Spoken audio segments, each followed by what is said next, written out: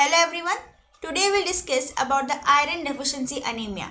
Now this iron deficiency anemia is the commonest type of anemia, especially occurring in the developing countries where the people are not much concerned about their diet. Now over here, now you may think that how iron can cause anemia.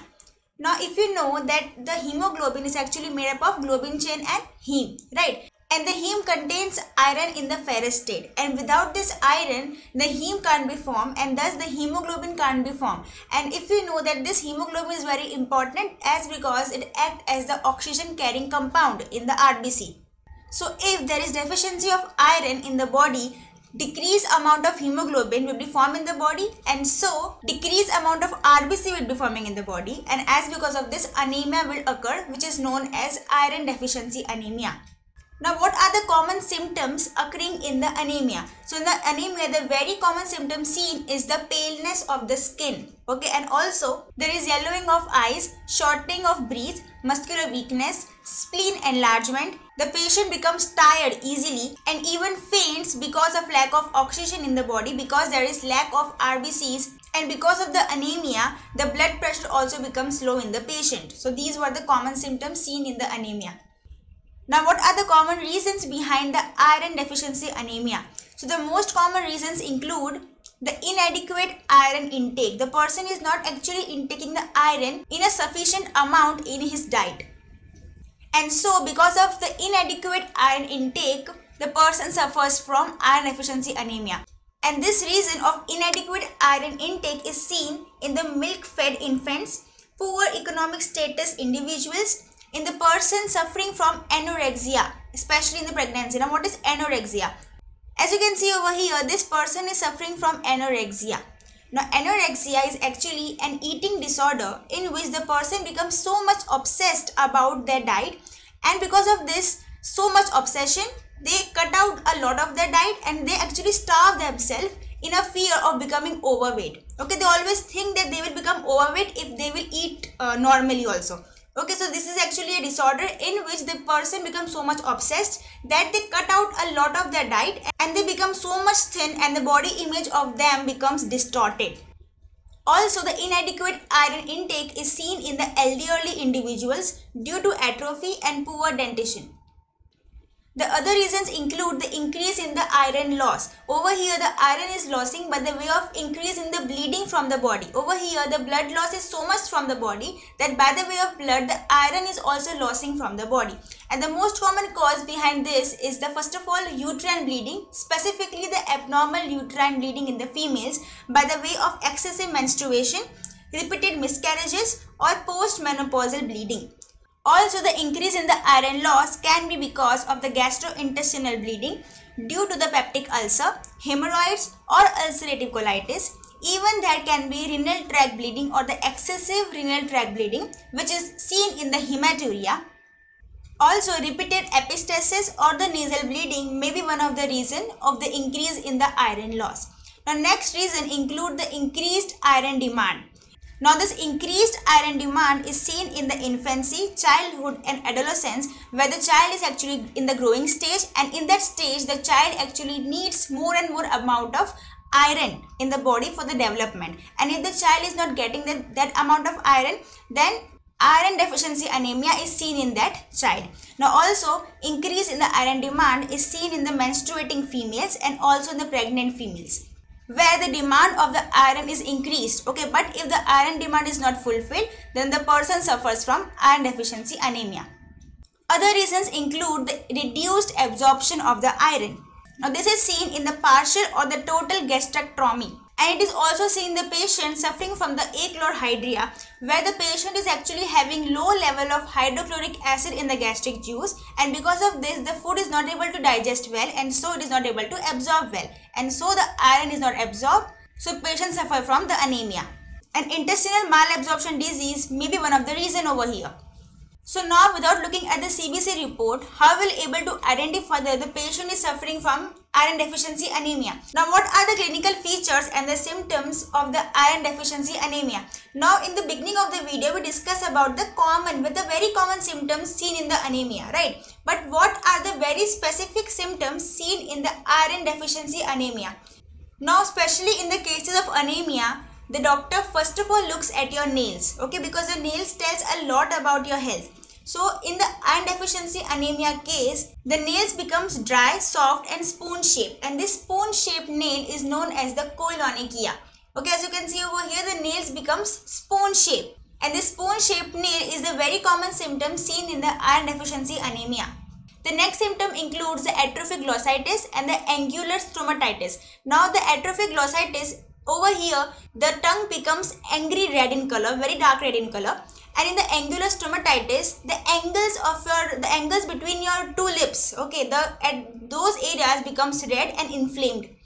Now next is the Plummer-Vinson disease. Now as you can see over here, this is the picture of esophagus. Now this syndrome basically includes classical triad of post-cricoid dysphagia, upper esophageal webs and the iron deficiency anemia. And in this disease there is higher risk of squamous cell carcinoma of the esophagus and the pharynx. Now next is pica. In the pica, the patient basically eats or craves a lot for those substances or those items which are not edible or are non-nutritional. Okay, for example, clay, stones. The patient will eat all these stuffs which are not edible and have no nutritional value. Now there is no underlying reason behind the pica, but the patient basically eats all these non-edible items because of some of the mental stress, because of the nutritional deficiency, or maybe the pregnancy. Now what are the lab findings of the iron deficiency anemia? So first of all, about the blood picture, as you can see over here, this is the normal value, okay, and these are the reduced value or the values seen in the iron deficiency anemia patient. So over here, the amount of hemoglobin in the body should be around this, okay, and the patient is actually having decreased amount of hemoglobin in the body because of the iron deficiency. Even the hematocrit value in the body is decreased, as you can see. Now about the red cell indices. Now if you don't know about red cell indices, let me give you a quick glimpse. Now over here, what is MCV? MCV, that means the mean corpuscular volume.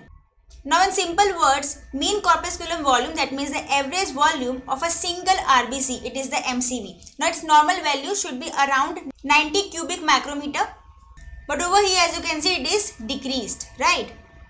Now what is MCH? That means the mean cell hemoglobin. Now it is the average weight of the hemoglobin contained in each RBC.